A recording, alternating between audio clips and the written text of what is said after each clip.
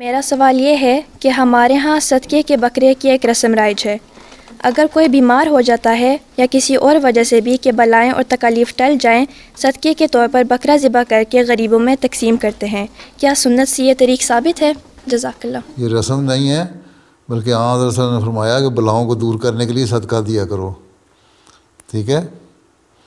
اور صدقے کا رواج تھا اس زمانے میں، تھا غربت تھی بہت زیادہ، تو لوگ صدقے میں بکرا بھی ذبح کر دیا کرتے تھے، ہیں، یا کوئی اور پیسہ کسی کو دے دیا، بعض دفعہ رقم کی صورت میں بھی صدقہ کر دیا کرتے تھے، ٹھیک ہے۔ تو حالات کے مطابق جس چیز کی ضرورت ہو وہ کر دینا چاہیے۔ ہاں، بعض لوگوں کو تسلی ہوتی ہے بکرا ذبح کرا کے، تو وہ بکرا ذبح کرا کے صدقہ دے دیتے ہیں تاکہ غریبوں کو گوشت مل جائے۔ اب پاکستان میں گوشت کی اتنی مہنگائی ہے، یا افریقہ میں اتنی مہنگائی ہے کہ ہم بعض دفعہ صدقات کی رقمیں بھیجتے ہیں جماعتی طور پہ بھی افریقہ میں۔ تو ایک جگہ سے ایک دفعہ آیا، کافی دیر سے وہاں نہیں بھیجی گئی تھی رقم، وہ گاؤں کے لوگ تھے، انہوں نے کہا کہ آج ہم نے 2 سال کے بعد گوشت کھایا ہے، اور پھر انہوں نے دعا بھی کی کہ اللہ تعالیٰ تم لوگوں کو جزا دے، اور دعا کی کہ ہمیں آج کھانے کو ملا اچھا۔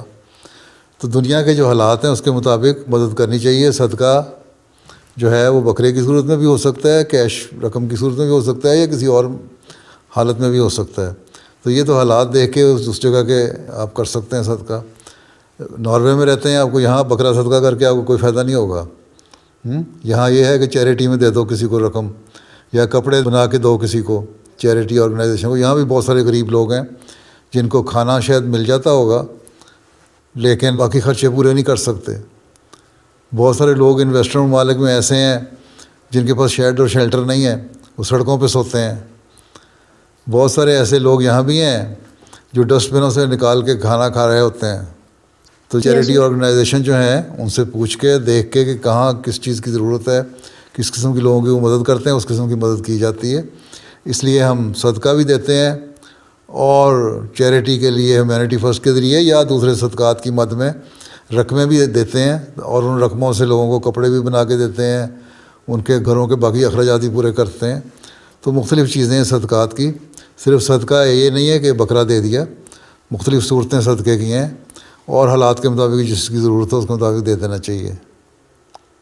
اور آن حضرت صلی اللہ علیہ وسلم دیا کرتے تھے، ٹھیک ہے۔ آن صلی اللہ علیہ وسلم کے پاس ایک دفعہ ایک شخص گوشت لے کے آیا، آپ نے فرمایا یہ کہاں سے آیا؟